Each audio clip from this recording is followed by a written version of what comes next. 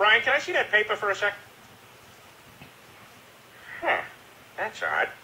I thought that would be big news. You thought what would be big news? Well, there seems to be an absence of a certain ornithological piece. A headline regarding mass awareness of a certain avian variety. What are you talking about? Oh, have you not heard? It was my understanding that everyone had heard. Heard what? Brian? We apologize for interrupting your program, but we're coming to you live from our Washington, D.C. studio with breaking news regarding the capture of the lead employee of al-Qaeda leader Osama bin Laden by the name of Salim Ahmed Hamdan. We're going now to our live reporter, Joanna Probst, who is on scene in Afghanistan. Just over an hour ago, Afghani bounty hunters captured Salim Ahmed Hamdan, who is the personal driver of world-renowned terrorist Osama bin Laden. The capture occurred during an American invasion of Afghanistan in response to the 9/11 attacks on the World Trade Center planned by bin Laden and his al-Qaeda terrorist group. I've heard reports stemming from the Afghani people that Hamdan will be sold to the United States military and detained to Guantanamo Bay until eventually tried in front of the military commission. Back to you in the studio. Our studio has just received word that the Supreme Court has handed down a ruling in the Hamdan v. Rumsfeld case.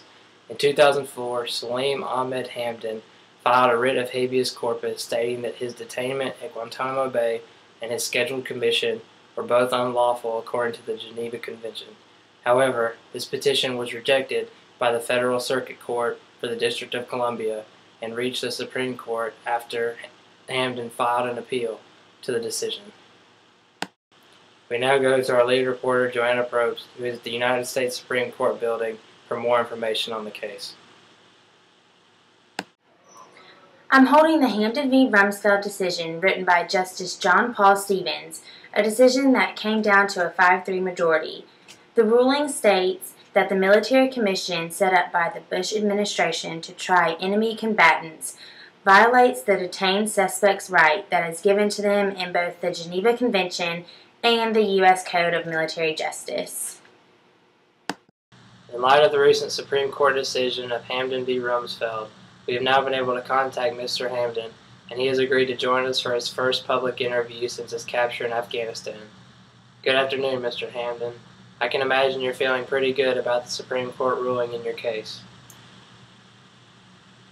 Yeah, it's a relief that the Supreme Court saw my detainment at Guantanamo Bay as unfair and unlawful, just like I did. Were you shocked at all by the Supreme Court ruling? Not really. With previous cases such as Hamdi versus Rumsfeld and Russell versus Bush dealing with almost the same problems, I was hopeful the court would rule in my favor as well. How do you feel about being treated so poorly because of your race? My advisors have told me not to elaborate on everything I've gone through. However, I can tell you that I spent most of my time isolated in a windowless cell. I often thought about committing suicide, and now my doctors have diagnosed me with PTSD, but hopefully things will start getting better. Well, hopefully your life will get back to normal soon. What are your plans now that the case is finally over with? I've returned to my home country of Yemen, and I'm looking forward to spending time and relaxing with my family. Well, thank you so much for your time talking with us today, Mr. Hamdan. We wish you the best of luck.